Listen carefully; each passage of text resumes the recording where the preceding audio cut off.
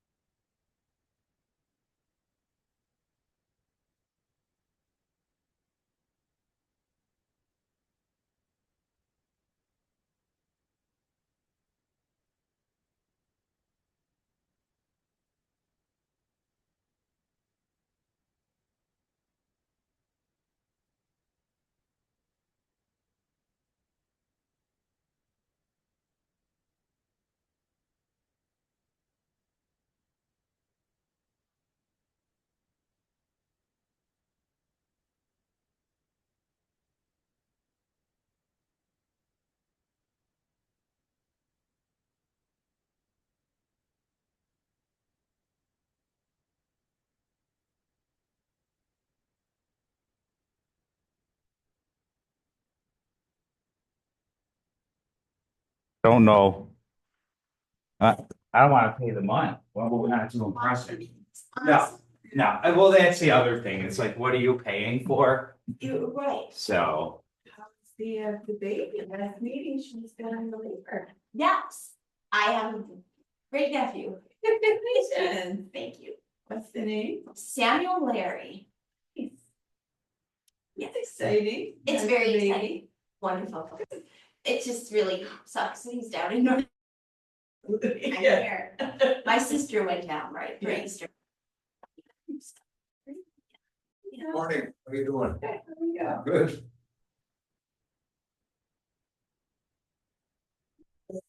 What do you have?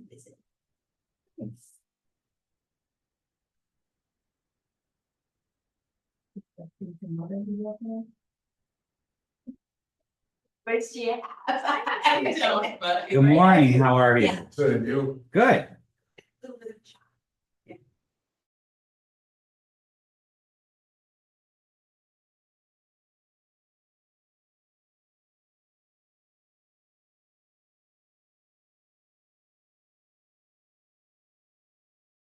I'm reason. Okay. Next we'll have our pledge of allegiance, please. Sorry, Lance, just say it to me.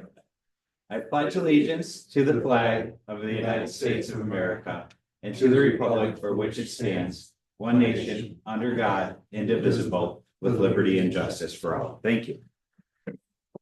Motion to open the May 14th, 2025 Hamburg, New York IDA Board of Directors meeting at 7:37 a.m. So moved. Thank you, Bob. Second. Thank you, Tom. All right, the first item on the agenda are the meeting minutes from April 9th, 2025. Motion to approve. Thanks, Bob. Second. Thanks, Bob H. Any questions? All in favor? Aye. Opposed? Abstained? Carried. Next item is the financial report from April 30th. Let's go around. Yes. Good morning, everybody.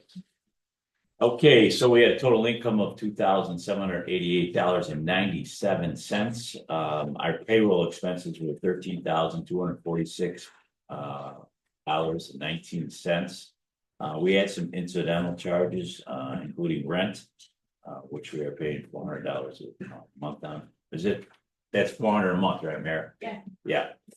And then, so our total expenses ended up to be $14,093.52 for the month of April. So we had excess expenses over income of $11,304.55. Our, on the second page, if you want to look it all over, but I'm not gonna go down it anymore, but there's the balances for our checking account, our cash savings, and our demand accounts. So we ended up with a total liability for this organization of $886,938.45. Motion to accept that. Thanks, Ken. Thanks, Wentz. Any questions? All in favor? Aye. Opposed? Abstain? Carried. Okay, next is my report. We do have two closings. We should be complete today. We have the closings for T&L Beachfront after this meeting. We talked to 4760 Camp Road. They went and closed without the IDA. So that project that had 2 years remaining in the project, it will be just, what do we say, early termination? Early termination, so there'll be no action from the board. The board approved extending the pilot, but they chose to close without the IDA. So it'll be an early termination on that.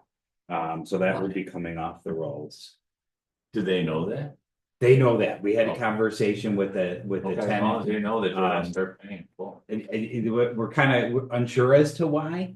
Like, I think it was, I don't know if it was just frustration because there are 3 parties involved, more paperwork, but we were ready to go.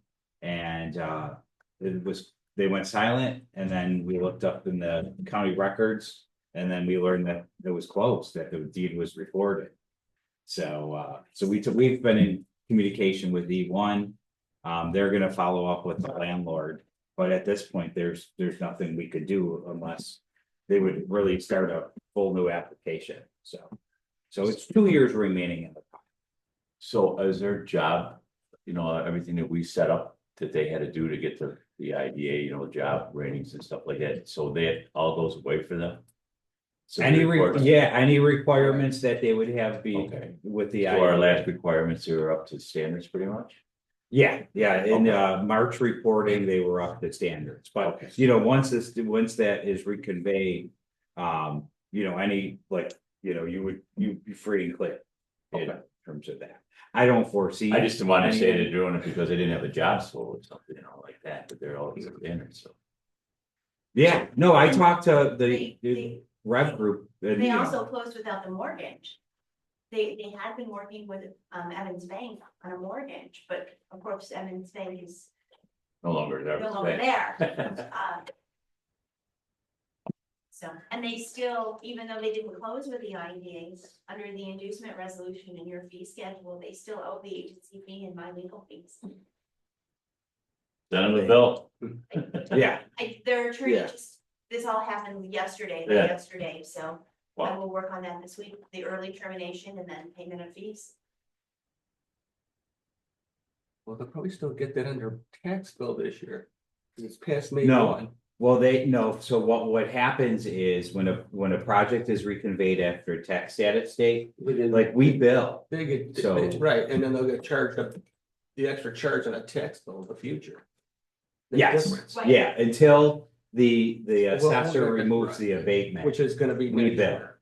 Yeah. We'll continue, right, we'll bill it and then they'll get a 520 exemption removal on a county bill probably like in 2027. I'm think it hoping that takes- the school taxes, which come out in the fall, will be at the full rate. And I'm hoping. Billed through because the their pilot IDA. bill, they'll be billed at 100% for the 26 county. Cause their Could go assessment ahead. roll doesn't come out until August. Yeah, but the final, but the roll date, the tentative roll date was May 1, so the assessor can't change yet. But you could bill it 100%, and then we'll do a 520. That's what I'm saying. Okay. Yeah, we send Frontier any pilot project that Bill it is at not 100%, off roll that's all. by the tax status date. We send that data to Frontier. Yeah. So if things would happen, That makes sense. similar situation. So we bill that, assuming, Frontier is accurate with the billing. Well, you know, it's that I better, you know, it's put better that way, because otherwise you get this big charge on one bill in the future. So if you bill it 100%, just let the town know and it'll work out perfect. I'm on it right away. Okay, so, and then we do have some progress on. The 10-acre industrial site on Jeffrey Boulevard. They should be. Up for site plan approval this Wednesday next Wednesday, I'm sorry. Fingers crossed as to like if that goes through or not. There's been a lot of work between them and the town and some of the neighboring sites. So, but that is finally moving forward. The other industrial that's under site plan review, that was the AutoZone. So last week, they got the approval to do the subdivision. Good. So that Advance Auto Parts and then the land next to it, Janet, is two separate parcels now. So in that they had a purchaser for the building, they had a purchaser for the land site. So now that this is approved, that building can become reactivated right now. I still don't know who the purchaser is. Remember the old paint manufacturer that never won us?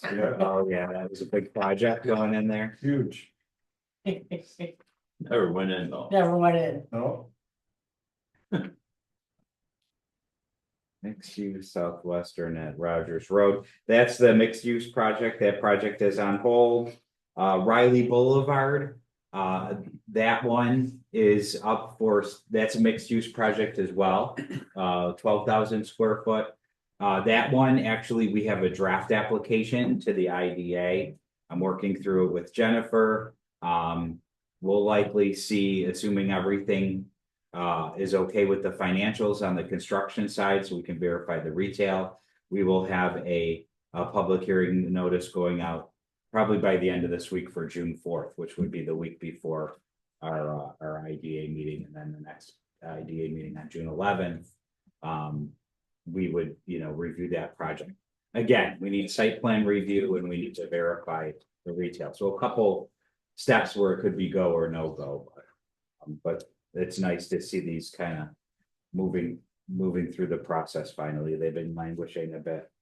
In addition, I will be meeting with Sinatra. I was supposed to meet with them last Friday on the convent site. So they're trying to kind of reinvigorate the development over there. They've had some requirements for the Historical Society where they've salvaged some of the stained glass. I think they had some code issues. So they were in the court with some building code violations over there at the site. So they've been working to kind of get that up to speed and then hopefully move forward with some type of development over there.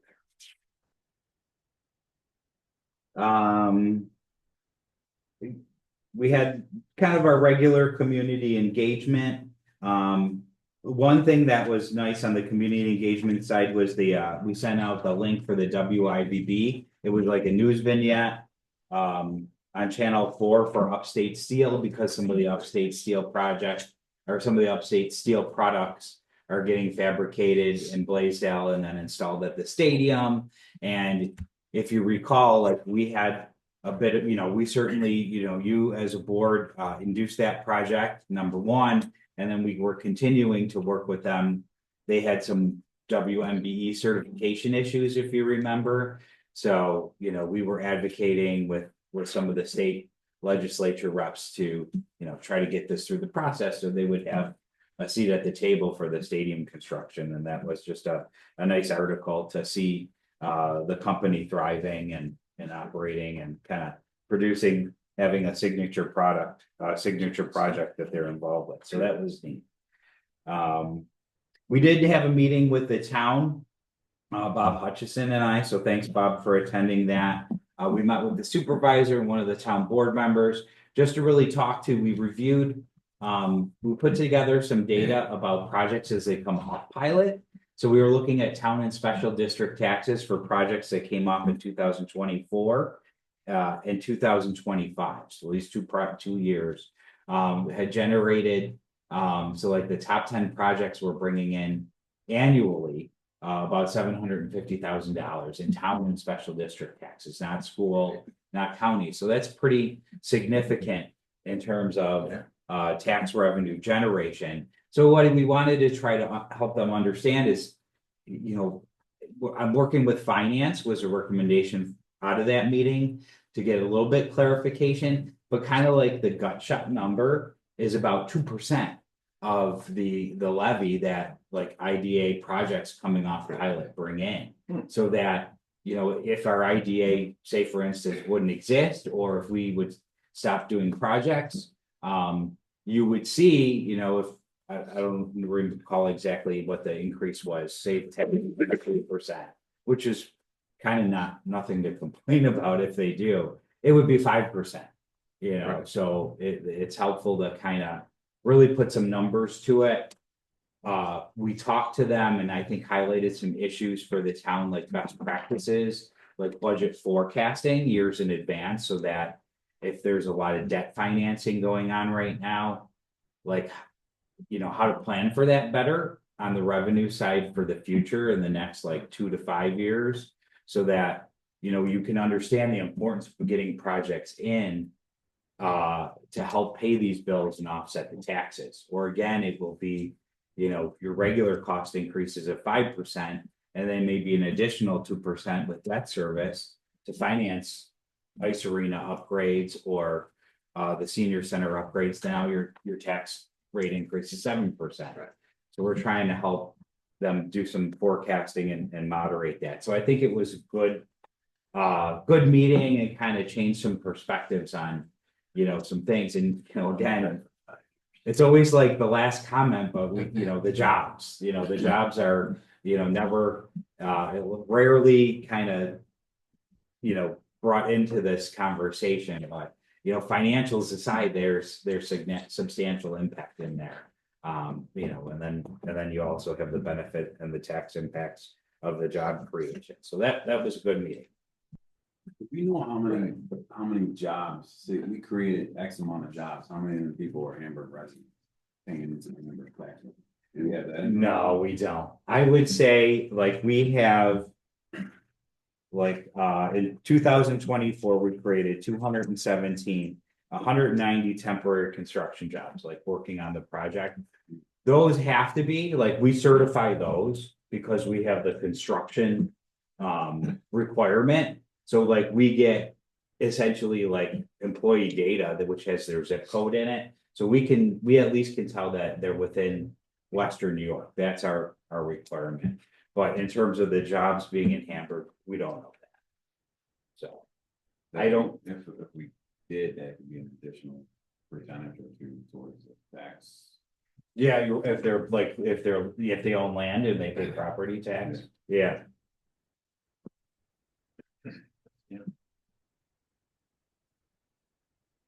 What, 4075?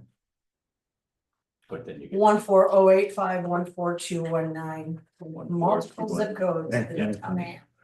14219. Destroy it a little bit. And then probably the other most significant item on the business development side is I had a meeting with Republic Steel. So, you know, starting the conversation to get that to its next life. That's huge. That's 1.2 million square feet. I think that people don't like Sumitomo, you know, just taking a lot of the spotlight now in terms of available industrial sites. Like that is definitely another prime one. You know, the power there, that level of infrastructure, the zoning, there's a lot that makes that site, you know, potentially bubble up. There is some businesses in there. Isn't At Republic Steel? Yeah. No, there? no. There's they have some like kind of use agreements because some of their power infrastructure, like they supply power to other parts of this site. So they do have some cash flow. I don't know if that's that area where the boats are, like near that looks like a water tower. I don't think that's their site. I think that's Great Lakes. Well, they still have a sewage treatment plant over there. That is part of the Republic site? Okay. And do they, I don't know, I didn't even have a conversation on that. Is that something that's active or something The that's? sewage treatment plant, yeah. Okay, As long as they're flushing toilets Out of that site or like in this? on that area? site, so they have their own sewage treatment facility on that site. You Okay, know where the boats are? yep, If you're Okay, so looking at that's the it. boats to the left is their sewage treatment. that might be Great Lakes Industrial over there. But no, it's Okay. right on, it's before the railroad tracks. So you have the boats, and then you have Okay, okay, I'll double check the that. sewage treatment plant. Who's gonna want to maintain that long term? But, Well, they kinda have to because of the industrial waste. yeah, but if And it stops generating, if they don't use the water, We still, yeah. It's got to connect with all. Well, that's something that I guess we gotta look into as part of the redevelopment. yeah. Like I've been chasing like Connections, water telephones, capacity, gas, electric, that, that's one that we'll have to look. Isn't into. it part of their Brownsfield development too, that, This will be part of that Yeah. brownfield development area. Yes. so there is some tax benefits if they. Mm-hmm. Okay.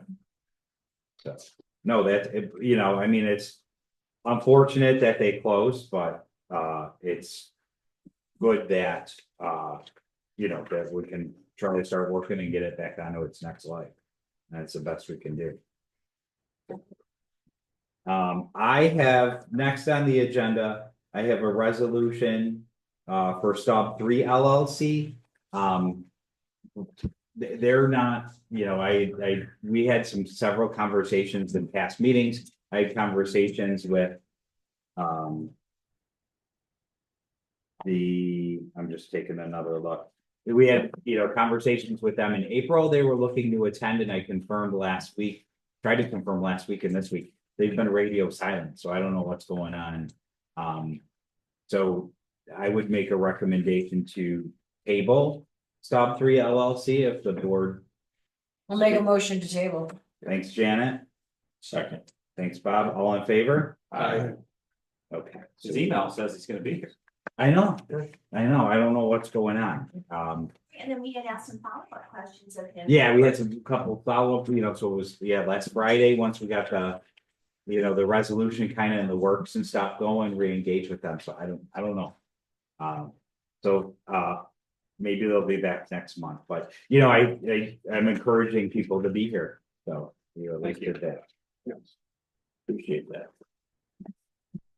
Hey, listen to you people once.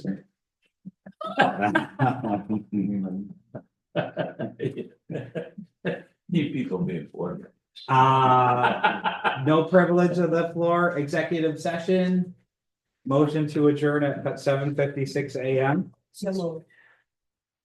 Second. Thanks, Jan. Thanks, Gwen. All in favor? Aye. Opposed? Here, made it easy on you. I was starting that meeting in a long time. It's just, wow, 4 8 o'clock. I was hoping we'd. Let's get them both in